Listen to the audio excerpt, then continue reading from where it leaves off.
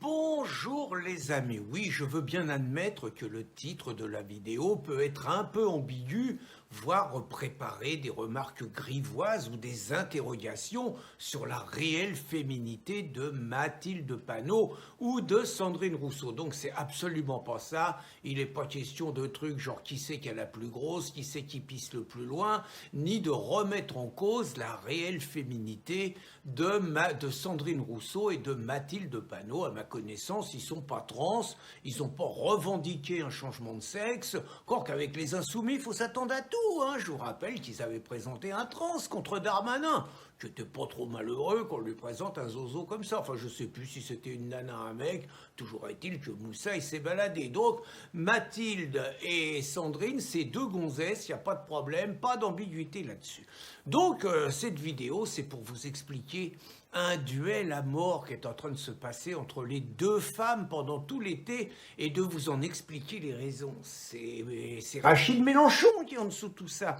En gros, Rachid, il a chopé Mathilde. Il lui a dit, bon Mathilde, il faut que tu occupes le terrain pendant tout l'été parce que sinon la tarée écolo, il parlait de Sandrine, hein, on va parler que d'elle, elle va sortir les conneries qu'elle sort tout le temps, puis nous on n'a pas de répondant. Ben, il a dit, elle va sortir encore ses conneries sur l'homme déconstruit, qu'on se sert du corps des hommes, des immigrés, tout ça, le barbecue, enfin bon, chaque fois elle occupe la scène et tout, et nous on n'est pas dans les médias, donc tu te démerdes, tu la marques à la culotte, dès qu'elle sort un truc, tu contre-attaques derrière. Et Mathilde, elle a dit Yawal, mon général, et elle était prête au combat. Alors, un combat terrible, hein, parce que ça paraît inégal. Sandrine Rousseau, 1m58, 49 kilos. Mathilde Panot, 1m73, 98 kilos. Oh, normalement, c'est pas dans la même catégorie, mais au niveau média, ça compte pas. Donc, faut reconnaître, c'est Sandrine qui a attaqué. Hein. C'est elle qui a ouvert les hostilités. Sandrine, elle a dit qu'en Espagne, en plein été, il faisait 60 degrés. Elle a dit, vous avez vu le réchauffement climatique, il y en a encore qu'ose contester ça, 60 degrés en plein été en Espagne. Mais qui ont dit, Sandrine, c'est 60 degrés, c'est la température au sol, mais dehors, il y a 40, c'est pas tout à fait pareil. Elle a persisté, elle a dit, s'il fait 60 degrés au sol, c'est qu'il fait trop chaud. Puis après, quand même, devant le ridicule, elle a dit que c'était un message pédagogique qu'elle avait voulu faire passer, c'est ça. Mathilde, elle n'a pas laissé traîner les choses. Mathilde contre-attaque fulgurante. Mathilde, elle a inventé le principe de l'eau sèche.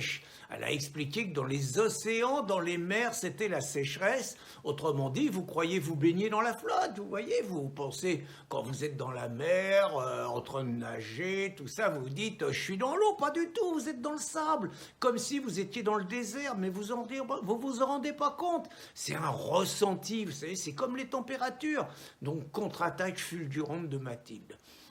Sandrine, elle a été un petit moment, un tout petit peu groggy. Mais elle s'est ressaisie tout de suite et elle a rebondi sur les incendies en Grèce partout et elle a attaqué les mangeurs de viande. On sent qu'elle a un problème avec les barbecues, tout ça, la viande. Elle a contre-attaqué, elle a dit que c'était des salauds, des ordures qui ne devraient pas avoir le droit de se regarder dans une glace et que tous ceux qui se font prendre en photo à côté d'un barbecue, c'est comme des criminels de guerre, rien de moins. Elle réclame presque un Nuremberg contre ça. La Sandrine, elle n'a pas plaisanté. Et là, Mathilde, elle a été énervée, donc elle a fait une triple contre-attaque, Mathilde. Hein, c'est pas seulement un 1-2, c'est boum, boum, boum, 3. Là, Sandrine a saigné du nez. Donc la première contre-attaque de Mathilde, ça a été, elle a envoyé une photo anonyme dans toutes les rédactions où on voit Sandrine devant un barbecue. Alors je ne sais pas si c'est du montage, si c'est vrai. C'est dégueulasse quand même, c'est pas des méthodes élégantes, Mathilde. Enfin, ça se fait pas. Puis la deuxième contre-attaque, alors là, c'était beaucoup plus politique. Elle l'a joué sur les bassins de rétention d'eau. Alors là, elle a expliqué, moi je croyais que ça existait depuis la nuit des temps, ces trucs-là. Pas du tout. C'est Raquel qui a donné la combine, c'est Pinochet qui a inventé ça. Et donc, comme c'est Pinochet qui a inventé ça, maintenant, les rétentions d'eau, les bassines, les bassins de rétention d'eau, c'est fasciste, vous voyez. Donc là, le débat, il est plus scientifique, là, il est idéologique. Et si c'est Raquel qui l'a dit, c'est que c'est vrai, parce que Raquel et puis Mathilde, c'est deux premières lignes, deux piliers, une pilier gauche, une pilier droite, vous mettez Ercilia au milieu, vous avez une première ligne insoumise, il n'y a aucun parti qui fait le poids en face, hein. Je veux dire, j'ai regardé, hein. Le Rassemblement National, ils ne peuvent pas mettre quelqu'un en face, ils ne font pas le poids. Les LR, il n'y a rien en face, c'est pas Ciotti qui va faire le poids face à ça, et même les mecs En Marche, hein, ils n'ont pas les gabarits qu'il faut. Donc là, une première ligne comme ça, donc je reviens, donc la contre-attaque de Mathilde, hein, ça a été donc que les bassins de rétention, c'est fasciste. Alors là, terrible. Et puis une deuxième contre-attaque, alors là, qui a séché normalement la Sandrine pour la journée, c'est qu'elle a dit qu'il y avait eu les 7 journées les plus chaudes cet été depuis 100 000 ans. Vous voyez, elle a fait des méchantes recherches, hein, Mathilde, et donc elle a bossé, elle a bûché le dossier et tout, depuis 100 000 ans.